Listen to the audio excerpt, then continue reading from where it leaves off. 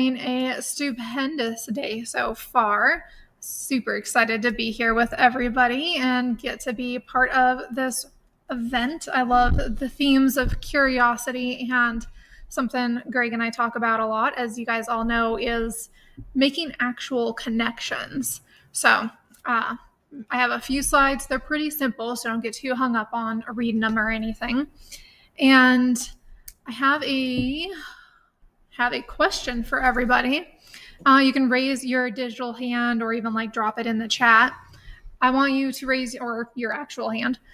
Raise your hand if you've ever walked into a networking event or shown up to a virtual networking event and immediately looked around the room and started wondering how long you can hide in the bathroom without somebody thinking that you're having issues.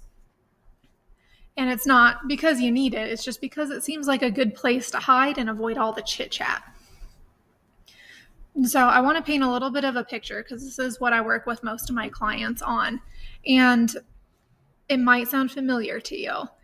You are really good at what you do. You're really passionate. You believe in what you do. You love the thing you sell, whether it's a product or a service, and you deliver it with amazing results that clients are just raving about. But when somebody, says, oh, you should network more, you should be online, you should do all these things, your stomach probably drops out a little bit because you know how it goes. You show up to the events, you collect the business cards, and you make small talk. Then you leave sometimes feeling drained with a pocket full of cards that you know you're never going to call, but it's kind of okay because you're kind of counting on those people not calling you either. So you beat yourself up because you're not making the call, but also a little bit relieved that other people didn't call you, so you didn't have to figure out how to have that conversation. Maybe it's because you didn't want to bother them. Maybe it's because you didn't know what to say, or because you're just feeling exhausted with all of the work that you're doing, going to networking events, and not seeing the momentum that you're looking for. And you need connections to grow your business and to grow your network, whether it's professional, personal, or both. And these are exactly the type of events where you should be meeting those potential clients and partners and referral sources.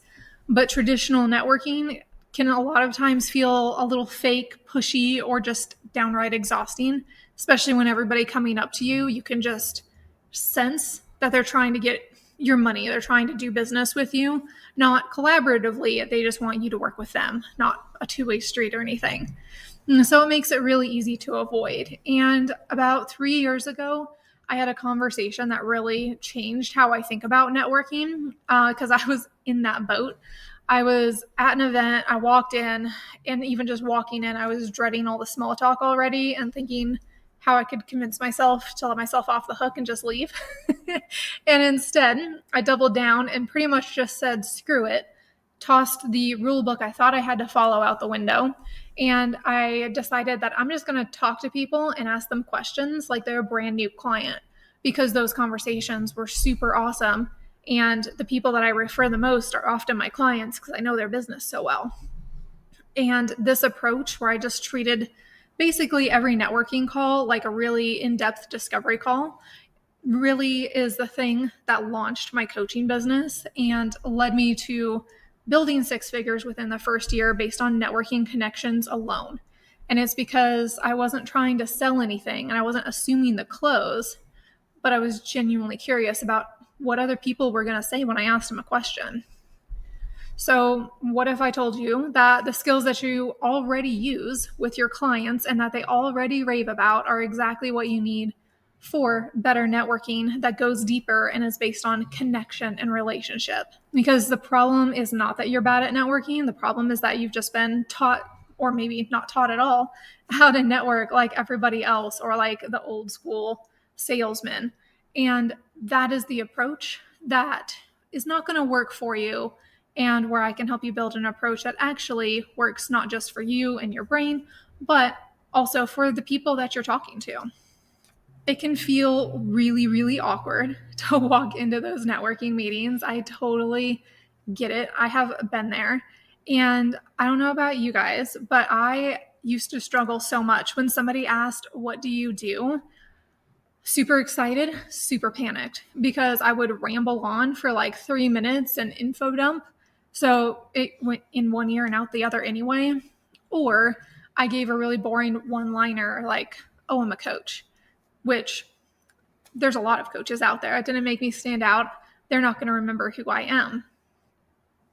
And this is even after practicing. I can't even tell you how many like elevator pitches in the mirror, and I still messed it up all the time. And the reason is because you're complex, your work is nuanced, and 30, 45 seconds really doesn't capture that. So while the networking events, they're amazing to make connections, you have to build the relationship through one-to-ones. Maybe it's one, maybe it's five. It just depends on who you're talking to. I've had some really awesome conversations with even people on this call, and I never would have known the things that I know about them if I didn't take this approach to business. And it's because I know more specific things about people that when I make a recommendation, they hear me. Like when I tell my neighbors who also have horses and are actively aware of like non-tox stuff, they want to be healthy. When I tell them like, oh, I know a lady who does non-toxic things, for your house, for your dogs, she has bug spray. And if you're in the horse world, bug spray is, like, yeah, I'll believe it when I see it. Those flies will bust through anything. It's like, no. She's been around horses all her life. She says it works. And that gives an air of credibility that I otherwise wouldn't have been able to use in making that introduction had I not have had some in-depth one-to-ones. If anyone's curious who I'm talking about in that bug spray, it's Kim Zengar. She's on the call right now too. So I don't want you to end up with a bunch of business cards just shoved in a drawer. I don't want you to end up in that small talk trap or the always be closing pressure, because nobody likes to be closed or sold to, or I've heard other people refer to it as pitch slapping. Someone comes in and, within 2 minutes of meeting them, they're trying to get you to open up your financials because they want to do an audit. Like, you got to buy me dinner first. Hold on, guys. So this is where you really can feel awful about networking and like it doesn't actually work for you. But the networking that we've been taught is a little more transactional. The networking that works is much more relational. And you're not going to meet people, pitch them, and hope they buy. That's not how relationships work. And it's definitely not how business happens.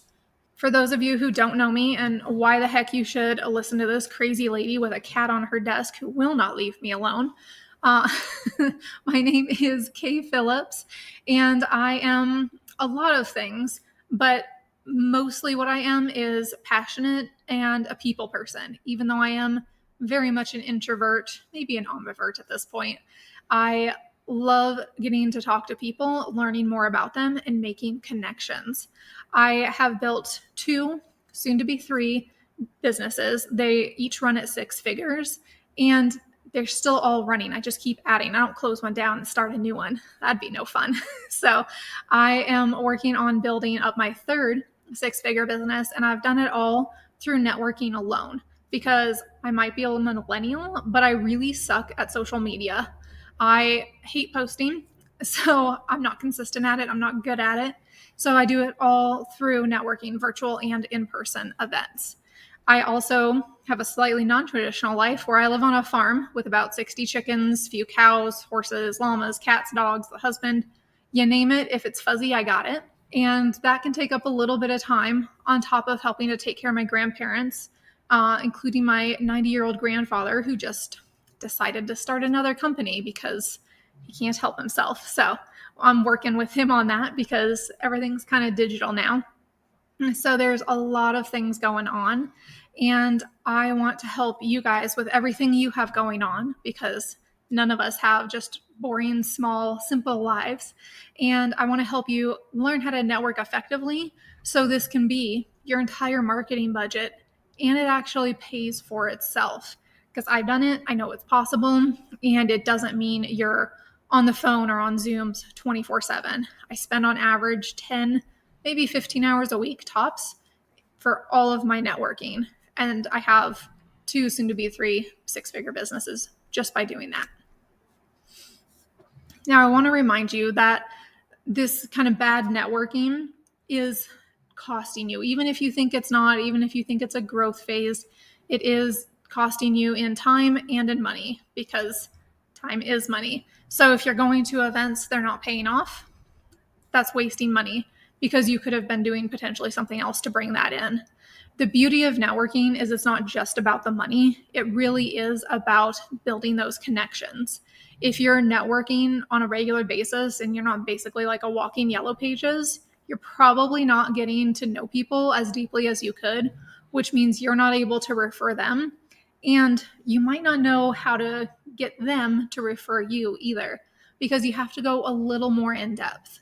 And the thing that a lot of people, especially coaches like me, a lot of things that they won't say are that you already know how to do this because you have clients that love you, that give you great testimonials and raving reviews.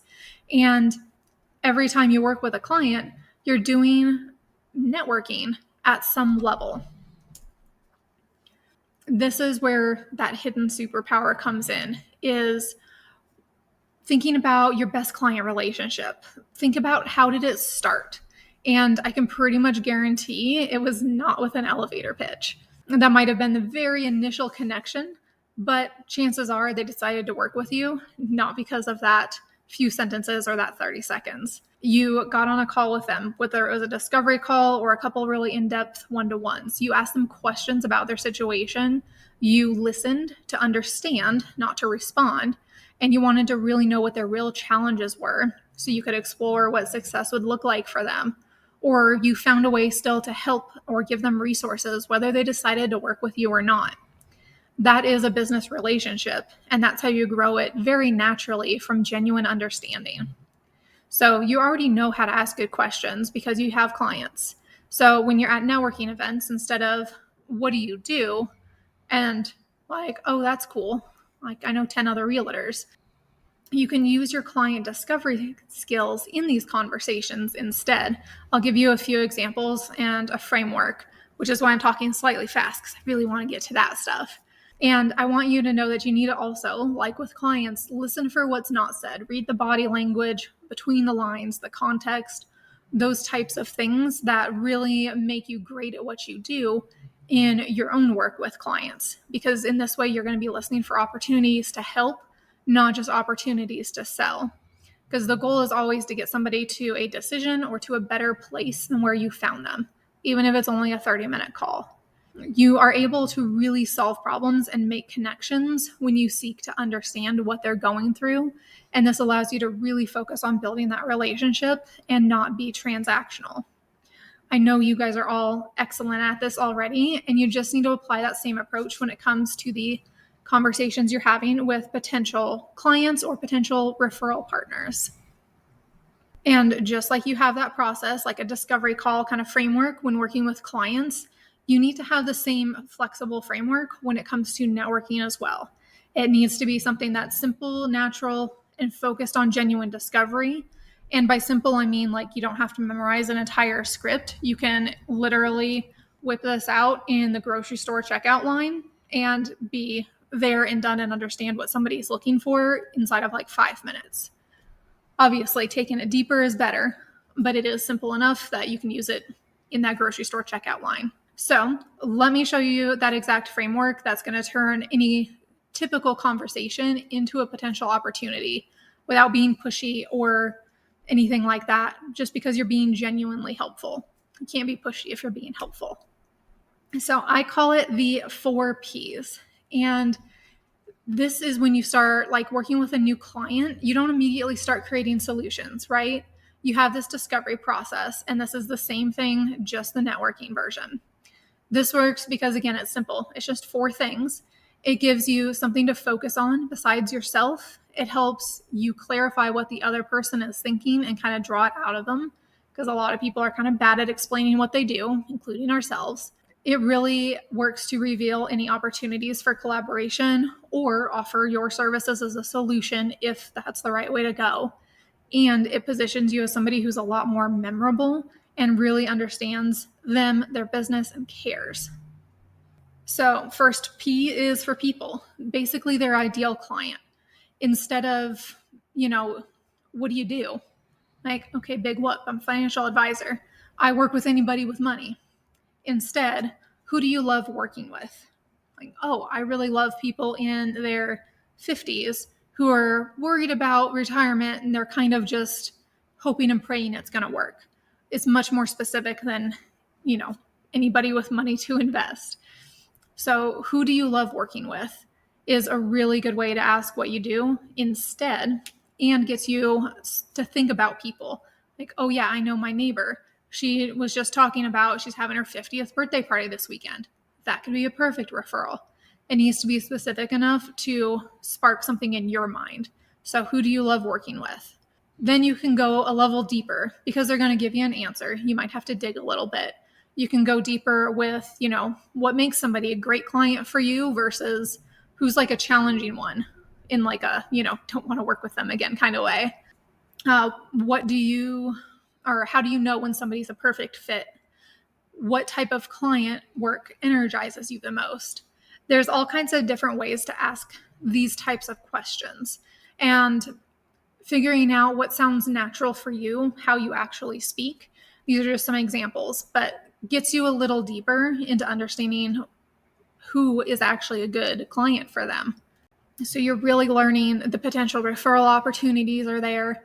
They feel very heard and listened to because they really haven't been asked that question. So they might not be great at an answer. They might ramble a little bit, but it lets you know that you're going to have a referral for them or just be thinking about it because it is that specific. There are a few red flags maybe to listen for because you want to make sure anyone you refer to them is going to be in good hands, right? You don't want to like refer them to somebody who's just started and only in this for the quick money, which we all know there's no such thing, but some people still believe it. So if they're really committed to, I will work with anybody that will pay me, that might not be great for your reputation. You have to dig a little bit deeper and see if that works. If they complain about like their current clients too much, might be a little bit of a red flag as well. So this is going to let you know, is this a good personality fit that you're willing to stake your reputation on to actually refer them, somebody you're thinking of as well. Second B comes into problems. So what's the problem that they're solving? And I like to ask this in a little different way. Again, it flows into what do you do, but this is, what is your ideal client laying in bed at night thinking about? What's that problem that you have? This is a really focused on value instead of features. So you can see like what the marketing opportunities are and gives you more context to listen to as well. So this is one I like to phrase it as, how do I know I've just met your ideal client? What are they saying, out in the wild? It might not be obvious. I've worked with like financial advisors, and in the course of one of our conversations, he just on his ramble, basically, when I asked him this question, he said, people who don't know how money works, how to actually, have more money at the end of the day, paying an extra $50 to your mortgage or to your student loans every month isn't paying it off and saving you as much interest as you think it is. And he went on and said a bunch of other things, but that triggered me because my friend was just talking how proud she is for the last 10 years. She's put an extra $50 every month towards her mortgage to pay it off sooner because she calculated it would save her a few $1,000s. And so that was perfect. I know exactly who she is. She thinks she's doing a good thing by paying off her mortgage a little bit early, saving a little bit of money. Well, this financial advisor is specifically saying could save you more money by investing, here versus paying off your mortgage $50 sooner at a time. So this really helps them articulate their value proposition and helps you understand it as well. You can go a little deeper, create a little bit of urgency around it as well. So like, what's the cost if they don't solve this problem? Again, going back like to Kim, the problem is home cleaning products are toxic. If you clean your toilet bowl every week with bleach, you're damaging your septic. That's a long-term problem. It might not catch up to you right away, but it's going to get you eventually. Not to mention, it's just bad. So what's the cost if they don't solve it? Why should they care about solving it, basically? Or how do they typically try to solve something before they find you? It's another really good indicator of how you can also identify who they are looking for in an ideal client referral. And paying close attention when they start talking about these problems, you might solve the same problem, but in a different way, or you might solve a related problem. Maybe you're the step before or after this person that you're talking to. So there's some collaboration opportunities. You just have to be open to seeing all the connections. And as you dig deeper into each of these P's, you'll find those connections. And then product. This can be a physical product. This can be a service. This can be coaching. This can be whatever it is that they sell. Basically, what you want to ask is, okay, I see the problem. How do you solve that for them? 9 times out of 10, people will answer this in the same breath as they're telling you about the problems. But if they need a little bit of a prompt, this is a really good one. How do you solve that for them? How do you take them from paying $50 extra on their mortgage each month? How do you solve that? Saving $3,000 over the course of time versus $3,000 per year added by investing that $50 a month. What does that look like? It, again, lets them explain their value without them feeling salesy and without you feeling pitched. This is where it can also come into like their unique approach. What makes them different than all the other financial advisors out there? And that way you can understand exactly what they do, and you're showing a genuine interest in their expertise, which makes them feel good, which means they're going to remember you, because we've all heard it. People really won't remember what you say, but they'll remember how you make them feel. When you listen, you ask good questions, they're going to feel something and they're going to remember you for it. You can go a little deeper with this. Again, what makes you different from the other financial advisors, from the other whatever adjacent industry? Or what are the results you typically see? What's the favorite type of project you like to work on? Because they're a problem you really love sinking your teeth into. So you can learn a little bit about their expertise or their methods, how they differentiate themselves, and whether, again, there's some potential for a partnership or maybe a little bit of overlap. And it'll let you know, too, what their strategic level of thinking is. Because you want somebody who's not just throwing solutions at people and hoping they work. You want somebody who actually is going to do like what you're doing and be a little more consultative about it. And then the fourth and final P is partners. So who else do your clients typically work with? And you'll see there's some overlap between these questions. And it's because when you ask essentially the same question in a different way, you'll often get a very different answer. So who else do your clients typically work with? Have them actually answer. You might have an idea in your head. Give them the space and the respect to say it instead of assuming you know what they're going to say, because this is going to open up collaboration conversations really easily for you. It also shows that you're thinking strategically about business ecosystems.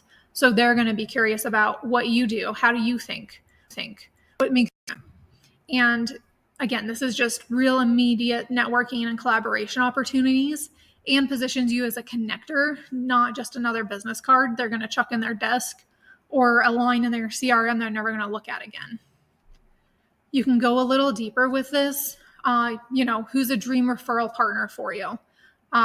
Who has similar services? What other services do your clients usually need? If they are looking for an interior designer, okay, do you need a contractor or do you need a handyman as well? Okay, how about a cleaning service? Yeah, cleaning would be good before and after probably, huh? Okay, what about a pet sitter? What about an organization person? There's all kinds of connections you can make based on one thing that somebody tells you. And when you're looking in this as well, you are really learning their existing referral network. So who can they refer to you as either a potential client or a referral partner as well? You can also see gaps in their system. Like if they say, CPAs are good, but they're usually really busy. Like, well, I don't know a CPA, but I do know somebody who specializes in tax preparation. Would that be good? So they didn't ask for a tax prep person, but you saw the gap and you were able to make that intro. One of the ways that this is super powerful, gives you a really good value add and makes you more memorable as well, is immediately during or after the call, introduce them to somebody in your network, whether it's a power partner or a potential client. So you can even offer, instead of just like, hey, I'm going to send an intro. Hey, I know somebody doing this. Would that be a good intro for you? You know it would be, but get them to say yes, because it needs to be, again, collaborative process. Now, this, you can probably tell, feels a lot more natural. You're just having a conversation like you would with anyone that you're doing business with and invested in. Because when you say you get a new client, when you're doing a discovery or an initial call with them, you already got the business. The pressure's off, the sale's made. And that conversation can feel very different than the conversation before the money changes hands. And it's because this is a real conversation. You're not conducting an interview or an interrogation. Each question builds on that previous answer, and they're talking about what they're passionate about. So you're both learning something valuable. They might be hearing themselves say these things outside their own head for the very first time, and you're probably hearing it too. But that gives you those opportunities again to really build deep business connections, both be strategically minded or know if you're a good fit or not. Some people you just don't vibe with, and that's okay. And they're going to remember you as somebody who gets it. Now, one caveat to all this, the 4 Ps are magical, but you need to be able to answer these questions for your own business as well, because as soon as you've done such a good job excavating everything out of their brain, what they do, they're going to turn around. The law of reciprocity says, okay, I want to know what you know about your work. I want to understand how I can help you because I feel so seen and valued. So be prepared to turn around and also answer these. They might not ask them as eloquently, but they're going to ask you some version of this, and this is going to help you have a much more polished, clear offer that makes sense. One of my favorite ways, and this is like a little bonus, one of my favorite ways when somebody asks, like, so what do you do? Or like, enough about me, like, tell me about you and your clients. Who's your ideal client? So when they turn around and ask you, any of these as well, my very first thing is I answer the question with a question. It's annoying, I know, but in this case, it serves to set you up really well in whatever it is you do. Come up with a way to say it without a cat crawling in your lap, hopefully, and do it some version of, well, what do you understand about thing that I do? So for me as a coach, I wouldn't say, what do you understand about how coaching helps people? I would say, what do you understand about how getting better at networking results in a higher ROI than using social media? And all of a sudden they're like, wait, hold on, I thought you were a business coach. Like, what do you mean? That's actually what you do? Hold on, I've never met somebody that does that. Or something more specific, obviously, to like what you do. Again, it's not about the thing you offer, but the way you present it. I'm going to keep picking on Kim because her and I, we have horses in common. And we've had some really awesome conversations. So for Kim, it might be like, well, what do you understand about, how the common products that you're cleaning your bathroom with are slowly killing your cats and dogs? Like, hold the phone. They're doing what now? I will throw them all out this second. Tell me more. Because I still need to clean my bathroom, right? So something like that. It gets a pain point. It's a pattern interrupt. And it also is an open-ended question. How much do you understand? So people start thinking, well, I guess I don't understand that. I guess I don't understand what you do. Tell me more. Which is a really awesome way for you to walk into the 4 Ps and describe them for yourself as well if they're not able to do what you just did for them, which is draw it out. So is that all kind of like making sense, lining up with people? I know I'm talking fast. All right, I see some nodding heads. Awesome. I want to touch quickly on the follow-ups as well, because we all know fortune is in the follow-up. I don't know about you guys. If my automations don't do it or if my VA doesn't do it, I am terrible at following up with people. I will have a mile-long list of people to follow up with if I do not do it that second, or have my VA or AI bot do it right when I think about it. So the best way to follow up right after a conversation is going to be like, oh, I know somebody who's the perfect fit for you. I'm going to make that email introduction this afternoon. Or, hey, I have an idea how we might collaborate. Let's set up a second meeting. Set up that second meeting on the call. Let me introduce you to so-and-so. They mentioned, they're trying to pay off their mortgage early. this might be a better option for them. So again, you can do this quickly or in longer in-depth one-to-ones. If it's quick, the follow-up is like, hey, I want to continue this conversation. Can we meet for coffee? Something like that. Whatever the case may be. And I want you to shift your mindset a little bit when it comes to follow-ups. Everybody deserves a good professional follow-up because they did give you some of their time and vice versa. So I want you to think like a curator, not a collector in this case. So you're going to follow up with everyone professionally, but you're going to invest your time in the relationship building energy of all of this strategically. So everyone, should get that, hey, great to meet you, within 48 hours or so with something specific from the conversation. So it's not just a generic thing that we all just click delete on because we can tell it was generic. So any introductions, any resources you mentioned, hey, as promised, here you go. And then it comes into the curation part. So not everybody is going to get a consistent follow-up from you. Not everybody is someone you're going to meet with weekly or monthly. It might not be, anything personal, or maybe it is. Maybe you just don't vibe. That happens. I do have a tag in my CRM for people that just drain my energy. So still cordial, still polite. I'm not going to invest energy into that relationship. The people who light me up, I love talking about. Kim and I talk for hours.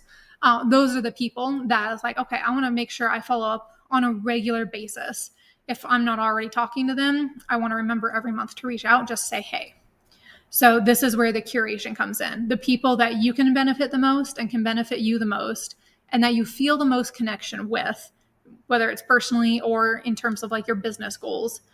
Those are the people that you're curating. Those are the relationships that you're going to be strategically building over time.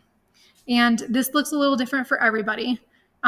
Tier 1, these might be, your really deep investments. So this might be a weekly or every other week meeting or touch point.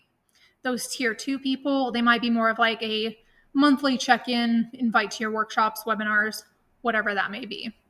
Or tier 3 might be the light investment, like, I see this being potential, but I don't think they're as committed to this relationship as I am just yet. So those are maybe like a quarterly, hey, how you doing? Send your Christmas and Thanksgiving emails, things like that. Because not every connection needs to become a really close business relationship, but every connection does deserve that professional respect and appropriate follow through. So I have a challenge for all of you. At your next event, whatever it is for networking, I want you to walk in there or Zoom in there with the mindset of, I am not here to get leads. I'm here to be purely curious. End of story. And this is where you're going to shift from the, I need to close business, I need to get leads, and that slightly desperate energy. People might not be able to tell. They might just be able to be like, something's off. And you'll feel that from other people as well. But when you show up with the, I'm just here to give, I'm just here to be curious, I'm just here for research. When you approach conversations with the, this is just really good client research methodology and kind of mindset, you will be surprised how many sales you make basically on accident. It's because you're not trying, it's because you're being curious. Those are the best ones. When somebody gets on, you talk, you have a great conversation. At the end, they're like, wait, how much is it? Send me the link. Hold on. Like, oh, I wasn't trying to make a sale. Did I sell you? Those are the ideal way to do networking. That's how you know you're doing it right, is when people just almost demand to work with you. And that's where I want each and every single one of you to get. Now, because Greg is amazing and I love the 1BC community, I am offering a free mini coaching session essentially. So normally I charge about $250 for these. It's 30 minutes of a really hard, fast, intense breakthrough session. So on this is where we really dig into things.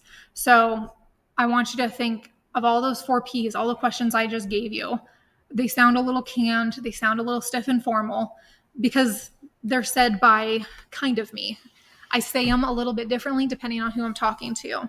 So on this session, I want to help you with your number 1 challenge and also help you develop a few ways to say some of those questions that feel natural and authentic to you, but are flexible enough that you can apply them to like the super old school formal business owner just as well as you can apply them to the 20-something brand new sales auto broker that you're networking with. And so you can scan the QR code or you can take a picture. Most phones, you can take a picture and then go back later and you can still tap the QR code. It's really cool. No guarantees. I'm not great at tech, surprisingly. So you can book your session there. I do have limited spots available, so it is first come, first serve if you're interested. And I promise it's not just a sales call disguised as strategy. It really is about helping you create a framework that works for you, that you can implement not just in networking, but on your sales and discovery calls. And my husband's outside, so he won't hear this. I use it on my family, my husband, all the time. It's delightful. The conversations I have are so much better now that I use just curiosity-based questions throughout my life, not just in my networking. So I want you guys to remember that networking is not about just collecting business cards. It is about collecting your insights, your opportunities, and those meaningful relationships. So stop trying to pitch, stop trying to get leads, and really start discovering who it is you're talking to, because your next great client or partner is just one curious conversation away. So thank you all for listening to me talk at like 2x speed. I can't wait to hear about the conversations that this approach is going to create for you. All right. Greg, I was going to open it up for questions if you're ready and you are on mute. Okay. Hey, Kate, what I would ask you to do, one is to make sure everyone on the virtual would put your contact information in the chat. Yep. And then save the chat and send it to me. And I want to interface the live and the virtual people, so everybody gets a chance to meet each other. And Kate, a number of people could not get the QR code. So could you send it to me and I'll send it to everybody just in case? Yeah, I'll pop the link in the chat as well. I was wondering if that QR code, it was working about 75% of the time for me. So I was wondering about that. It didn't work for, a couple said it didn't, but we'll get it to them in case. Yeah. Gotta love technology, right? Hey, Kay. Yeah. I thought you did phenomenal. I saw people's heads moving. I saw them nodding. I saw them going, wow. I mean, even the network master James was, shaking his head. That was very good information. Oh, good. I'm glad. And I hope, a lot of us will take heed to this and use it, because that was real powerful. And I really do appreciate it. So that's what I want to say. Awesome. Well, I just popped everything in the chat, including my email, my phone number, so you can text or call. Text is usually better. And then I dropped the direct link for that QR code as well. Cool. And then John has a question. Why don't you come up here? That might be a little bit weird. The camera's there. There you go. So my question is, you mentioned this morning on the virtual call that you use your CRM for certain things. I wonder if you could take a minute and describe some of the things you do with tagging and whatnot to link people together and build your network and find others for your network. Yeah, definitely. I'm actually working on like building out a whole thing, so it's kind of like done for you. You don't have to worry about the automations, but I am not Matt Whedon. I'm not great at tech, so it's taking me a long time to build. What I have been doing for the last 8 years, and I've done it in everything from a spreadsheet to HoneyBook, now to go high level. I highly recommend HoneyBook if you guys don't need something like crazy intense, like go high level, but a spreadsheet works too. And I'll tell it to you kind of in the spreadsheet version because it is super simple. What I have is obviously their contact information. And then I have a column for each contact, basically for each P. So I have the people that they want to be introduced to. So I'll usually write down like industries or keywords that they have for either the people, the problems, like again, keywords or phrases, the products, Maybe it's life insurance, maybe it's residential real estate mortgages, and then the referral partners, which are also going to be industries. You can set that up real easy in like Excel or Google Sheets to be even like drop down menus. Uh, just ask AI, hey, give me a list of all the industries out there, and it'll pop a list for you that you can just do drop downs from. And then I also have a separate column for my notes and my tags in a spreadsheet. My tags column is like it's kind of like a short order cook almost. It's very truncated version of my notes. So it would be, their biggest challenge. And then are they a potential client? Are they a referral partner? So I can keep track in my head of kind of what class I put people into. And then that way, when I'm talking to a new person and they say, like, oh, yeah, I'm trying, this, that, and the other. And like social media is just not doing the thing for me, but I know I need it. So I'm trying to find a social media person. Then I can, control F social media, and it's going to pull up anybody and everybody in that column that has a social media or digital marketing product. It makes it really easy for me to grab their contact information and connect them. I also use the 4Ps to build intros. So it would be, again, I'll pick on Kim, like, hey, meet Kim. She's also known as Non-Tox Nana with Pure Haven. She helps people who are tired of getting eaten alive by mosquitoes with a bug spray that doesn't give them a rash or, give them lung cancer. And she loves connecting with people who are in the horse world, but also has a lot of referral partners who are in like the health and wellness space. So nutritionists, dermatologists, chiropractors, things like that. So I can make a little, 1-2 sentence blurb from those 4Ps to make it a really clear and easy introduction for people. Does that answer your question? Hello. Hey, thank you. Yeah.